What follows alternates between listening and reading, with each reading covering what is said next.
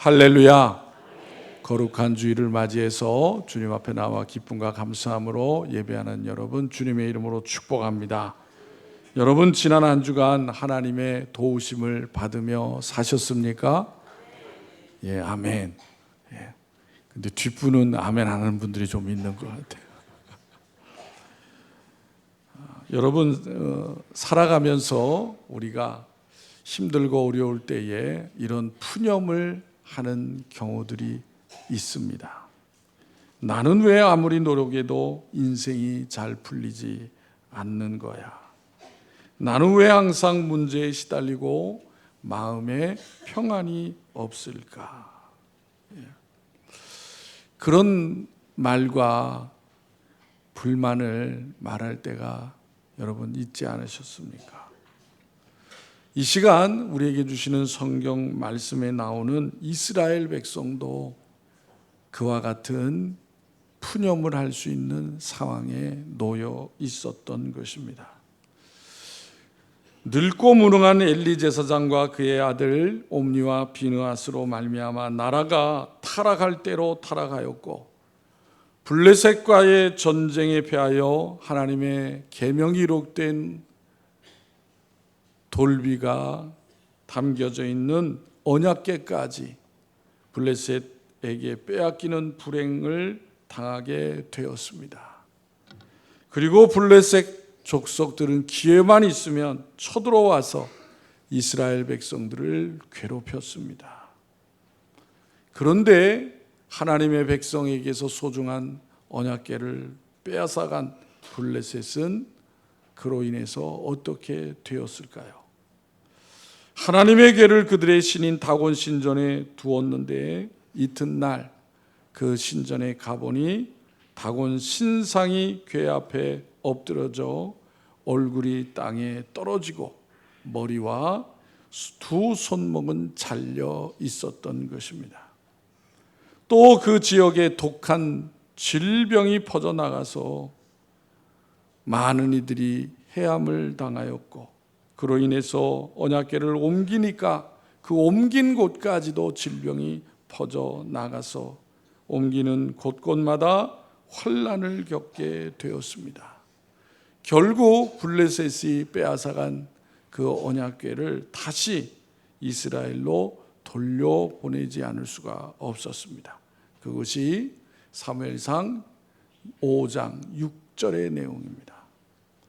이렇게 돌아온 하나님의 궤를 산에 사는 아비나답이라고 하는 사람의 집에 놓고 그의 아들 엘리야사를 거룩하게 구별하여서 그 언약궤를 지키게 하였습니다. 그렇게 아비나답의 집에 이 하나님의 언약궤가 20년 동안 거기에 놓여 있었고 아비나답은 그것을 위해서 거룩하게 살아야 했습니다. 하나님을 멀리하였다가 어떤 재앙이 닥치게 되는지를 경험하였던 이스라엘 백성은 여호와 하나님의 구원을 사모하게 되었습니다.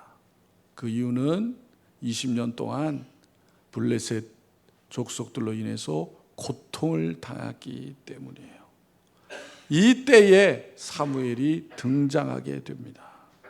사무엘은 큰 환난 중에 있는 이스라엘 백성이 구원을 얻는 방법을 알고 있었습니다.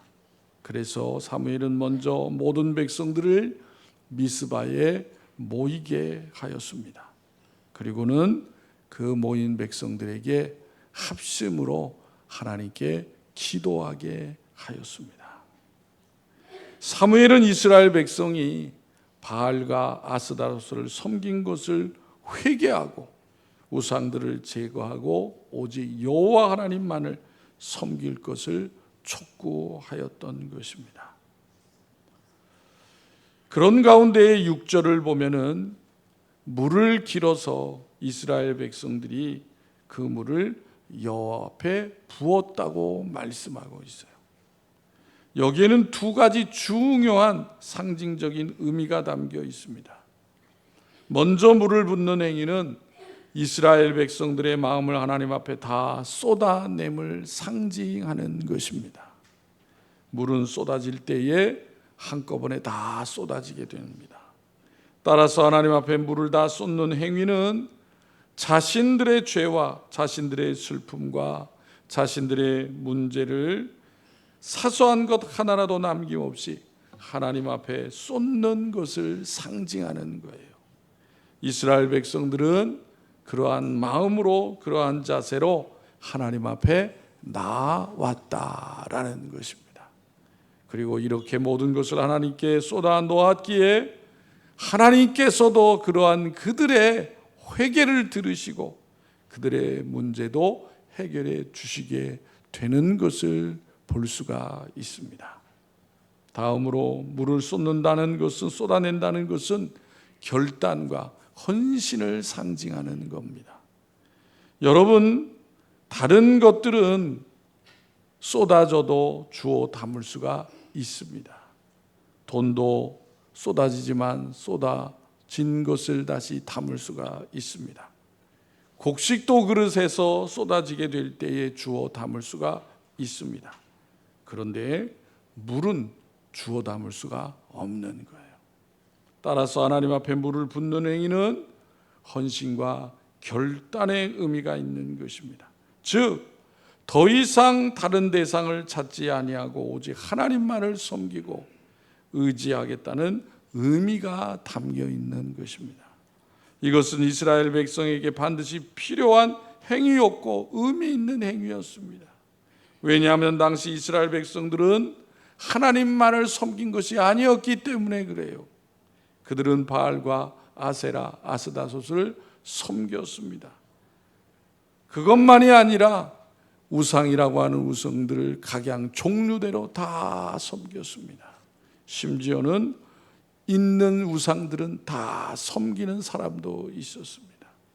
따라서 이러한 상황에서 여호와 앞에 물을 붓는 행위는 이제 하나님 앞에 모든 것을 다 내려놓고 오직 여호와 하나님만을 의지하며 더 이상 다른 대상을 찾지 않겠다는 그들의 결심을 표시한 것이라고 할 수가 있는 거예요. 그런데 이러한 때에 위기가 닥칩니다. 하나님 앞에 회개하면 하나님께서 좋은 것으로 주셔야 되잖아요. 그런데 그렇지 못하고 블레셋 족속들이 쳐들어온 것입니다. 그러자 잠시 이스라엘 백성들은 두려워하게 되었지만은 곧 사무엘에게 기도해 줄 것을 강력히 요청을 하였습니다. 사무엘은 이러한 요청 앞에서 조금도 흔들리지 아니하였습니다. 그는 백성들의 요구대로 하나님 앞에 나아가 기도하였습니다. 그런데 여기서 특기할 만한 사항이 있습니다.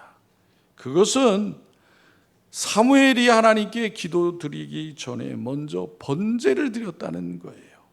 우리 다 같이 9절을 보겠습니다. 7장 9절 스크린을 보면서 같이 함께 다 같이 읽겠습니다. 시작. 사무엘이 전 먹는 어린 양 하나를 가져다가 온전한 번제를 여호와께 드리고 이스라엘을 위하여 여호와께 부르짖음에 여호와께서 응답하셨더라. 아멘. 9절에 보면 그냥 번제가 아니라 온전한 번제를 드렸다고 말씀하고 있습니다. 당시는 매우 다급한 상황이었습니다. 그래서 블레셋이 습격을 해와서 당장 모든 것을 중단을 하고 기도부터 해야 할 상황이었어요. 그런데 사무엘은 먼저 번제를 드렸다는 거예요. 그것도 약식이 아닌 모든 격식과 절차를 밟아서 온전한 번제를 드렸다는 거예요. 이와 같은 정황으로 볼 때 사무엘이 일하는 행동은 대단히 의도적이었다라고 볼 수가 있습니다. 즉 제사의 중요성을 이스라엘 백성들에게 일깨우고자 한 것이라고 할 수가 있는 거예요. 사무엘이 온전한 번제를 드렸다는 말은 당시 이스라엘 백성들이 온전하지 못한 제사를 드렸음을 반영하고 있는 것이기도 합니다. 즉 제물에 흠이 있든지 제사를 드리는 태도에 문제가 있든지 어떤 문제가 있는 것은 분명하다는 거예요. 또한 이런 것들이 아니더라도 집에서는 우상을 숭배하면서 제사장 앞에 나와서는 경건한 척 제사를 드렸던 그러한 제사, 그것이 온전해질 수가 있느냐는 것입니다. 그러므로 사무엘은 블레셋이 급습하는 매우 다급한 상황에서도 굳굳하게 온전한 번제를 드렸던 것입니다. 그것은 제사가 하나님 앞에 얼마나 중요한 것인가라는 것을 보여주고 있는 거예요. 즉 기도를 드려도 온전한 제사를 통해서 하나님과의 관계가 온전히 회복된 후에 드려야 한다는 것을 보여주고 있는 것입니다. 하나님께서는 이 같은 사무엘의 번제와 기도에 응답하셨습니다. 그 기도의 응답이 10절과 12절에 구체적으로 말씀하고 있는 거예요. 우리 다 같이 10절, 11절을 같이 읽겠습니다. 시작. 사무엘이 번제를 드릴 때 블레셋 사람이 이스라엘과 싸우려고 가까이 오매 그날에 여호와께서 블레셋 사람에게 큰 우레를 발하여 그들을 어지럽게 하시니 그들이 이스라엘 앞에 패한지라. 이스라엘 사람들이 미스바에서 나가서 블레셋 사람들을 추격하여 벳갈 아래에 이르기까지 쳤더라. 아멘. 하나님께서는 사무엘의 기도를 들으시고 하늘에서 큰 우레를 땅에 떨어뜨리셔서 블레셋 사람들을 어지럽게 하셨다는 거예요. 얼마 전에 큰 비가 내렸잖아요. 그죠? 한밤중에 내렸어요. 그날 새벽 예배에 나와서 예배를 드리고 있었습니다. 말씀을 전하다가 번개고 우레가 내쳐가지고 깜짝 놀랐어요. 여러분 요즘에도요 번개치고 벼락치면 무서워요. 그죠? 그런데 여러분 오래전에 하늘에서 그렇게 번개가 치고 우레가 떨어진다면 사람들이 얼마나 두려웠겠습니까? 블레셋 병사들은 정신이 없었다는 거예요. 정신이. 제정신을 차릴 수 없는 그들은 더 이상 이스라엘 병사들과 싸울 힘이 없어진 것입니다. 용기가 나지 않은 것입니다. 그래서 이스라엘은 블레셋과의 전투에서 큰 승리를 거두게 되었다는 거예요. 과거의 이스라엘은 이 블레셋과 전쟁을 하였지만은 전쟁에서 이긴 적이 없었습니다. 그래서 블레셋 사람들은 전쟁을 하게 되면은 자기들이 당연히 이길 줄로 알고 있는 거예요. 반면에 이스라엘은 블레셋과 전쟁을 하게 되면 당연히 질 줄로 생각한 것입니다. 그런데 이번 이 싸움은 달랐다는 거예요. 이번에는 항상 승리를 거두었던 블레셋이 아니라 항상 패배하였던 이스라엘이 대승을 거두었던 거예요. 그런데 이 전쟁에서 이스라엘 백성들이 승리를 거둘 수 있었던 것은 그들이 잘 싸워서가 아니라 하나님께서 하늘에서 블레셋 병사들에게 우레를 떨어뜨리셔서 블레셋 사람들의 정신을 혼미하게 만들었기 때문이라는 것입니다. 하늘에서 떨어진 천둥과 번개로 인하여 정신을 차릴 수 없었던 블레셋 사람들은 이스라엘과 제대로 싸우지도 못하고 이 전쟁에서 패배할 수밖에 없었다는 거예요. 하나님께서 도와주심으로 말미암아 블레셋과의 전쟁에서 승리하자 사무엘은 제일 먼저 무엇을 하였다고요? 돌을 하나 취해서 그것을 미스바와 센 사이에 세웠다는 거예요. 그리고 그 이름을 하나님께서 여기까지 도우셨다는 의미로 뭐라고 불러요? 에베네셀이라 불렀다는 거예요. 에베네셀이라는 말은 도움의 돌이다라는 뜻이에요. 즉 하나님께서 이 전쟁에서 그들을 도와주셔서 이겼다, 그런 의미인 것입니다. 그런데 여러분, 이 에베네셀이라는 말은 7장에 나오는 말이 아니에요. 4장에 보면 4장에 먼저 에베네셀이라는 지역 이름이 나옵니다. 그때 왜 에베네셀이라고 했을까요? 어떤 의미가 있습니까? 4장에서는 이스라엘 백성이 블레셋과 아벡 전투를 벌이게 되는데 그 전쟁에서 이스라엘이 크게 패배를 합니다. 그래서 이스라엘 백성은 옴니와 비느하스 두 제사장과 함께 수많은 병사들을 그 전쟁에서 잃게 돼요. 즉 패배한 전쟁을 한 장소였던 것입니다. 그 전쟁에서 바로 하나님의 언약궤를 빼앗기게 된 것입니다. 블레셋에 그리고 완전히 예속되는 수치를 당하게 됩니다. 이스라엘 나라의 많은 성읍들을 빼앗기게 된 것입니다. 따라서 사무엘이 블레셋에게 승전을 거두고 돌을 세운 후에 그 지명을 따라서 에베니스라고 이름한 것은 4절에서 있었던 그러한 수치를 하나님께서 씻어주셨음을 나타내고자 한 것입니다. 또한 이스라엘 백성들에게 하나님의 도우심을 기념함과 동시에 그 영광을 하나님께 돌리기 위함이었던 것입니다. 즉 에베네셀 전쟁의 승리에 값진 의미를 그 당시의 이스라엘 백성들뿐만 아니라 그들의 후손들에게도 증거하기 위해서였던 것입니다. 여러분, 우리는 이러한 사무엘의 모습을 보면서 우리 자신의 모습을 되돌아보아야 하는 거예요. 우리는 때때로 어려움을 만날 때에 하나님께 나아가 기도하게 됩니다. 그 하나님께서 내 어려움을 긍휼히 여겨주셔서 도와주시기를 간절히 기도하게 됩니다.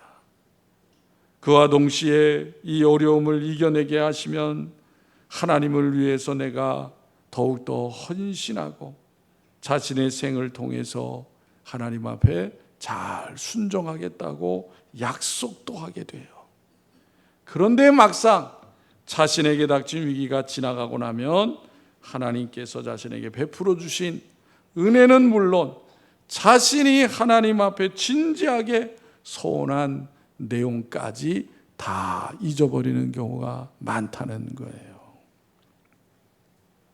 마치 가나안을 떠날 때에 하나님 앞에 여러 가지를 간절히 소원해 놓고 돌아와서는 새까맣게 잃어버린 사람이 있습니다. 그것이 야곱이에요. 야곱. 예. 여러분, 하나님은 그와 같이 사람으로부터 업신여김을 받는 분이 아니라는 거예요. 그러므로 하나님의 은혜를 지속시켜 나가기 위해서는 사무엘이 승전한 후에 다른 일을 제쳐두고 기념비부터 세웠던 것처럼 하나님께 즉각 그 은혜에 상응하는 감사를 표해야 하는 거예요. 우리 다 같이 13절 14절을 읽겠습니다. 13절 14절 다 같이 시작. 이에 블레셋 사람들이 굴복하여 다시는 이스라엘 지역 안에 들어오지 못하였으며 여호와의 손이 사무엘이 사는 날 동안에 블레셋 사람을 막으시매 블레셋 사람들이 이스라엘에게서 빼앗았던 성읍이 에그론부터 가드까지 이스라엘에게 회복되니 이스라엘이 그 사방 지역을 블레셋 사람들의 손에서 도로 찾았고 또 이스라엘과 아모리 사람 사이에 평화가 있었더라. 여러분, 무슨 내용이에요? 이스라엘 백성들이 사무엘을 비롯해서 하나님 앞에 회개하고 또 그 전쟁에 승리하게 되자 하나님께 감사의 표시를 하였을 때에 하나님께서 그들에게 어떤 은혜를 주셨는가라는 것을 말씀하고 있는 거예요. 하나님은 하나님의 은혜를 잊지 않는 그 백성에게 그냥 계시는 분이 아니다라는 것을 보여주는 것입니다. 여러분, 블레셋과의 전쟁에서 대승을 거둔 사건의 결과가 무엇인가라는 것을 13절 14절에서 말씀하는 거예요. 요약하면 세 가지를 언급하고 있습니다. 첫째, 그 사건으로 말미암아 블레셋이 다시는 이스라엘에 쳐들어오지 못하였다는 거예요. 그들은 얼마든지 이길 수 있다고 생각하고 이스라엘을 공격했습니다.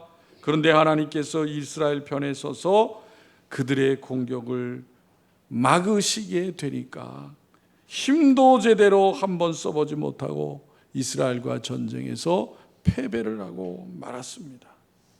이와 같이 블레셋 사람들이 이스라엘과의 전쟁을 통하여 하나님의 엄청난 능력을 실제로 경험하자 그 마음이 너무나 두려워서 더 이상 이스라엘 백성을 공격할 생각조차 품을 수 없게 되었다는 것을 나타내 주는 거예요. 이와 같이 여러분, 우리가 철저하게 하나님 한 분만을 의지할 때에 성도가 영적 싸움에서 사단이 우리를 두려워할 수밖에 없다라는 것을 가르쳐 주는 거예요. 왜냐하면 항상 우리와 함께 하셔서 우리를 도우신 하나님께서 우리의 편이 되어 주셔서 자기와 싸우는 것을 사단이 너무나도 잘 알고 있기 때문인 것입니다. 그렇습니다. 여러분, 그리스도인은 세상과 육적인 싸움을 하는 것이 아니라 영적인 싸움을 하는 거예요. 사단과의 싸움은 반드시 이겨야 되는 거예요. 그런데 이기는 방법이 뭐예요? 하나님이 내 편이 돼 주셔야 되는 것입니다. 이것이 바로 지극히 약한 우리가 지극히 강한 자가 될 수 있는 비결인 것입니다. 우리가 오직 하나님 한 분만 바라보고 의지할 때 우리는 사단이 두려움으로써 함부로 공격할 수 없는 강한 자가 될 수가 있는 거예요. 하나님께서 함께 하시는으로 말미암아 우리는 담대한 마음을 가질 수가 있는 것입니다.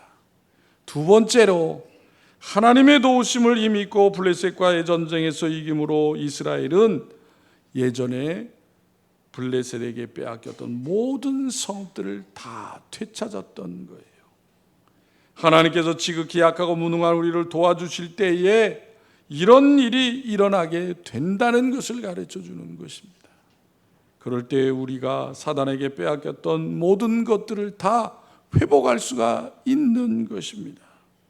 우리가 철저하게 하나님을 의지함으로써 하나님의 도우심을 입고 사단과의 영적 싸움에서 승리할 때 우리는 사단에게 빼앗겼던 믿음과 소망과 사랑과 기쁨과 감사, 평안을 다 회복할 수가 있는 것입니다.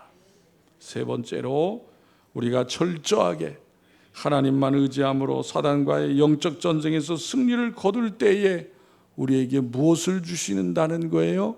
평안이 찾아오게 하신다라는 거예요. 여러분, 오늘 본문에 보면은 이스라엘과 아모리 사람 사이에는 다툼과 분쟁이 있었던 것을 알 수가 있습니다. 이 두 사람들 사이에는 적대적인 관계가 있었다는 것입니다. 그런데 하나님의 도우심으로 인해서 이스라엘의 블레셋과의 전쟁에서 대승을 거두자 아모리 사람들이 그것을 보고 이스라엘 백성들 두려워하여서 더 이상 이스라엘을 얕보지 못하고 이스라엘을 함부로 침략할 수도 없게 되었다는 거예요. 그로 말미암아 이스라엘과 아모리 사람들 사이에 평화가 찾아오게 되었다라는 거예요. 여러분, 우리는, 하나님의 백성은 세상을 향하여 폭력과 위협으로 평화를 누리는 사람들이 아니에요. 오직 하나님이 우리 편이 되어 주셔서 하나님의 능력을 나타낼 때에 세상 사람들이 무시하지 않는 그리스도인으로 살아갈 수 있게 되는 것입니다. 우리는 그것을 굳건히 믿고 하나님이 내 편에 되어 주시는 그런 믿음의 성도들이 되시기를 바랍니다. 여러분, 우리가 오직 하나님만 의지함으로 하나님께서 그분의 능력으로 우리를 도와주시는 것을 세상 사람들이 보아야 하는 것입니다. 알아야 하는 거예요.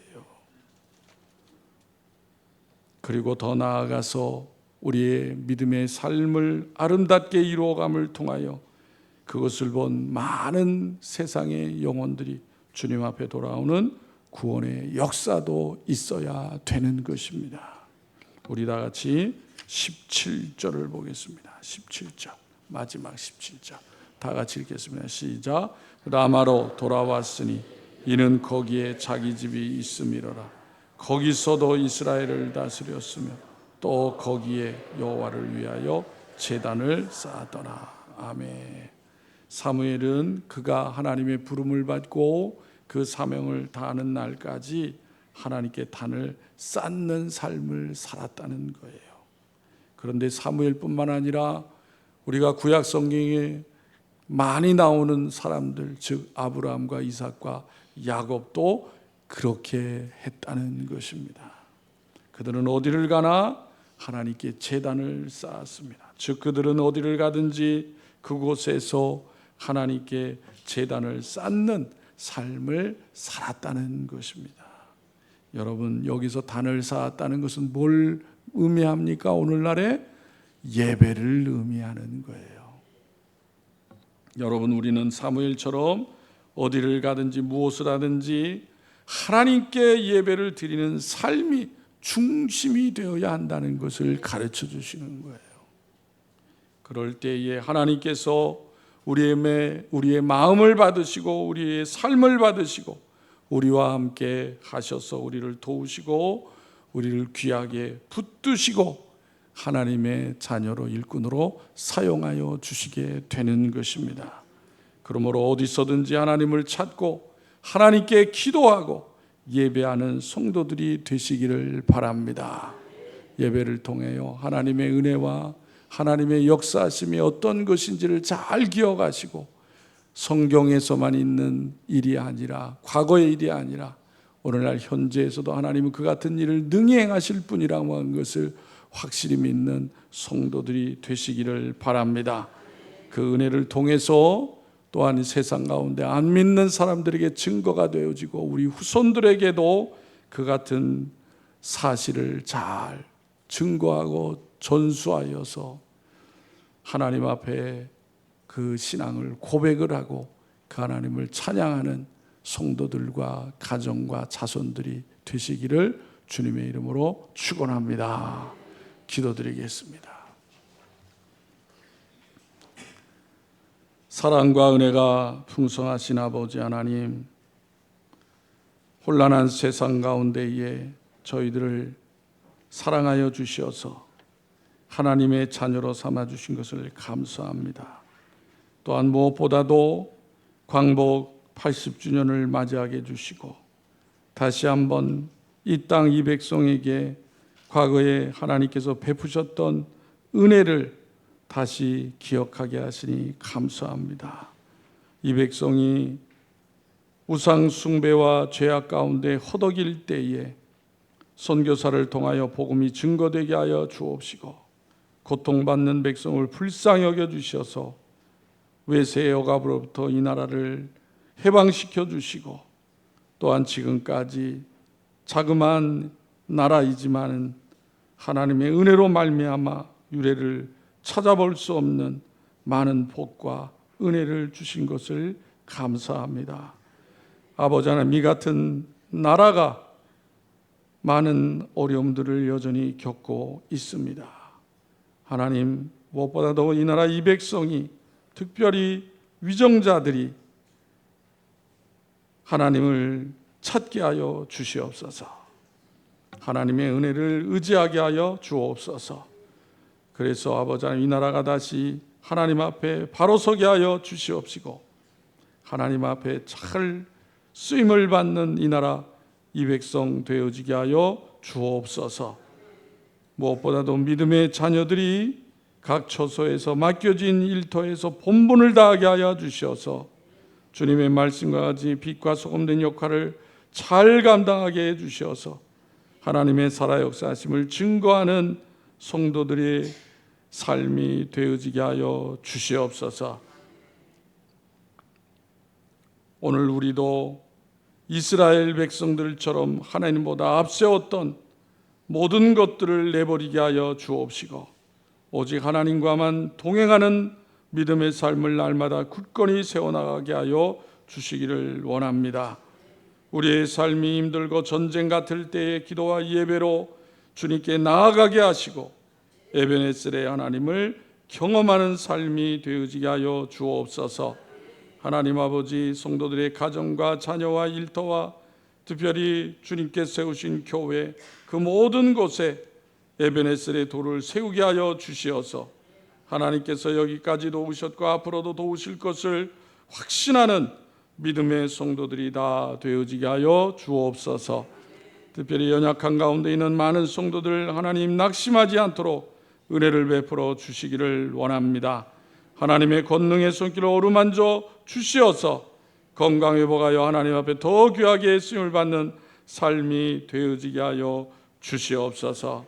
우리의 자녀들이 믿음 잃지 않게 하여 주시옵시고 하나님 말씀을 붙잡고 요셉과 같이 꿈을 이루가는 믿음의 귀한 자녀들이 다 되어지게 하여 주시옵소서.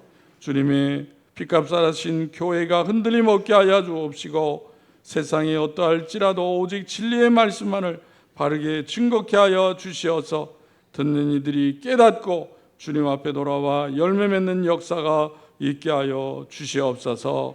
우리를 언제나 변함없이 사랑하시는 예수님의 이름으로 기도하옵나이다. 아멘.